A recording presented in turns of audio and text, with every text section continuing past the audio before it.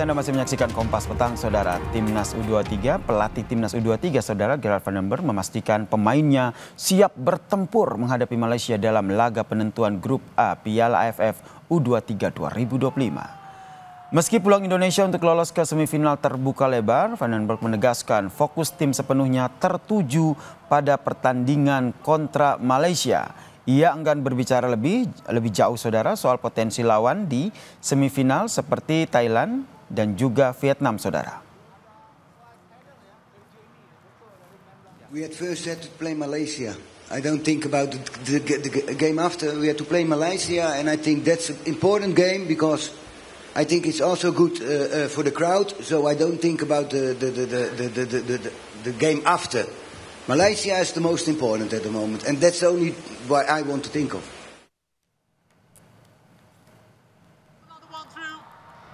Pelatih Timnas U23 Malaysia, Nafuzi Zain, mengaku tantangan besar yang dihadapi timnya ketika bertemu dengan skuad asuhan Gerard van den Berg. Menurutnya, kekuatan Timnas U23 Indonesia jauh lebih matang karena sebagian besar pemainnya merupakan punggawa Liga 1 dengan pengalaman kompetisi yang tinggi.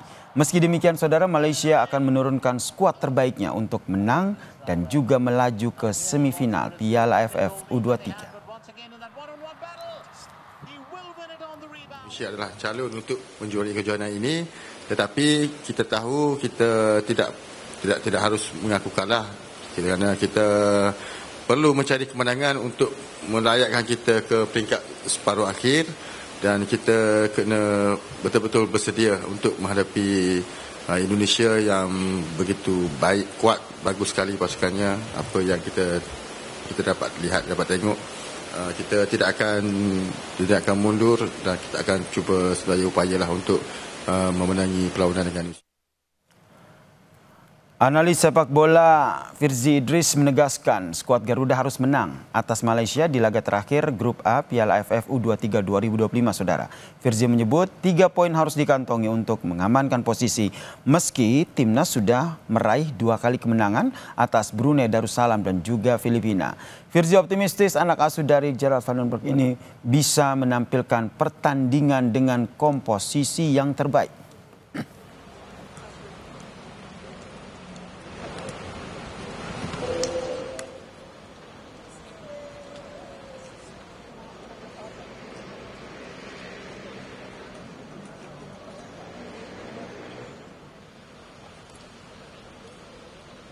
Apapun menurut saya lawan Malaysia adalah suatu pertandingan harus menang, wajib menang, tidak ada kata lain selain 3 poin. Yang menarik memang pertemuan di ASEAN U23 Championship ini kan memang menjadi kayak semacam pelipur lara kangen kita ya menghadapi Malaysia setelah beberapa lama kita nggak ketemu. Tadinya timnas senior Malaysia diundang PSSI untuk melakukan laga persahabatan, tapi beberapa kali ditolak. Dan akhirnya sekarang kita bertemu lagi di level Asia U23. Timnas U23 Indonesia kontra Malaysia akan berlangsung pada hari Senin 21 Juli 2025 di Stadion Gelora Bung Karno pukul 8 malam. Pendukung Timnas U23 pun optimistis kemenangan bisa diraih kembali di laga besok untuk mengunci posisi puncak kemenangan Indonesia. Ya, setidaknya 1 poin harus dicapai. 100% menang Indonesia. Skor 3-0. Skor 3-0 ya? Iya. Ada pemain favorit nggak? Pemain favoritnya Marcelino. Marcelino di U23 ya? U23. Oke. Kalau menurut saya sih timnas ini pasti menang ya. Karena pemainnya juga bagus-bagus semua. Oke. Prediksi skor? Prediksi skor mudah-mudahan sampai ke 4-0. 4-0. Iya. Ada pemain favorit nggak? Semuanya favorit sih. Favorit. Oke. Optimis saya mudah-mudahan menang juga lagi ya gitu lawan Malaysia. Oke. Mudah-mudahan juga skornya lebih lah itu yang diharapkan. Ada prediksi skor nggak? Bisa sih lebih dari 3 ya kalau bisa. 3-0. Oke. Ada pemain favorit di U23? Semuanya sih saya suka. Oke.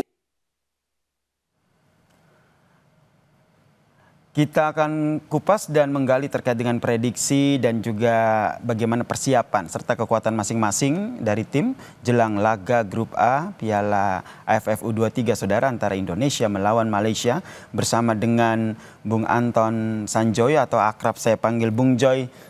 Selamat petang Bung Joy. Selamat petang. Bung Joy, ini kita bilang ini laga adu gengsi ya, antara Indonesia dan juga Malaysia. Anda membacanya seperti apa nih, meskipun kita sudah menang atas dua pertandingan sebelumnya melawan Brunei Darussalam dan juga Filipina? Ya pasti adu gengsi ya, karena Indonesia dan Malaysia itu kan bersaing di semua lini ya, di semua lini kehidupan, bahkan di makanan pun bersaing. Jadi bagi Malaysia mereka boleh kalah dari siapapun kecuali lawan Indonesia. Indonesia pun begitu. Jadi ini adalah laga yang penuh gengsi, tapi juga krusial buat dua-duanya. Meskipun Indonesia kan sudah 2 kali menang, dan ini sebetulnya satu kaki sudah di semifinal. Meskipun untuk menjadi juara grup harus memang mengalahkan Malaysia, tapi satu kaki sudah di semifinal lah, karena di grup B dan di grup C itu tidak ada poinnya yang lebih baik daripada Indonesia untuk peringkat kedua terbaik. Jadi sebetulnya satu kaki sudah di semifinal. Tapi ya harus dipastikan dengan mengalahkan Malaysia, karena itu akan menjadi modal nanti untuk menghadapi kemungkinan besar kalau tidak Thailand ya Vietnam. Nah ini yang menurut saya ini harus menjadi target betul ya, karena Van den Berg juga sudah bilang, kalau kita bilang lawan Malaysia ini kan sebetulnya penentuan, karena ketika melawan Filipina kan tampak sebetulnya masih begitu banyak kekurangan, dan euforia ketika menghadapi Brunei Darussalam sirna begitu saja ketika menghadapi Filipina yang menurut saya secara kualitas teknis juga sebanding dengan Indonesia, dan Malaysia ini pun sebetulnya hampir samalah dengan Filipina. Sayang mereka kalah di pertandingan pertama melawan Filipina, tapi saya lihat pertandingan mereka ketika menghadapi Brunei Darussalam mainnya juga taktis, beberapa pemain juga tampil sangat bagus ya, terutama pemain tengah dan depan mereka sangat dominan, dan ini yang akan menjadi PR, karena pada pertandingan Indonesia melawan Filipina ada beberapa rotasi yang menurut saya tidak pas di pertandingan itu, terutama yang lini tengah semuanya firm ya, lini depan kan diganti, Hoki Caraka main nggak sangat tidak perform, akhirnya masuk Jens Raven, tapi Jens Raven juga terlambat panas sehingga dia kemudian juga sulit untuk mendapatkan peluang dan shot on target. Di belakang ada beberapa pergantian, tapi oke lah, di belakang itu memang masih coba mencari formasi terbaik. Tapi dugaan saya akan kembali kepada formasi yang mendekati ketika melawan Brunei Darussalam. Nah ini sebenarnya ingin saya tanyakan, sebenarnya nanti formasinya akan seperti apa? Oke lah kita menang melawan Brunei 8-0, tapi melawan Filipina hanya menang 1 angka gitu, 1-0. Nanti pola permainannya akan seperti apa dari Indonesia ini untuk bertanding melawan Malaysia? Karena tadi kata pelatihnya Gerald Van den Berg, ini nggak main-main nih kalau seandainya kita melawan Malaysia. Ya, Malaysia dan Indonesia sama formasinya ya, 4-3-3 itu formasi yang ofensif tapi cukup balance gitu ya. Dan mungkin ada pergantian di lini depan, saya yakin Jens Raven akan kembali menjadi pilihan utama sebagai striker pemain yang betul-betul akan diandalkan untuk mencetak gol. Di belakang kemungkinan besar juga ada penggantian.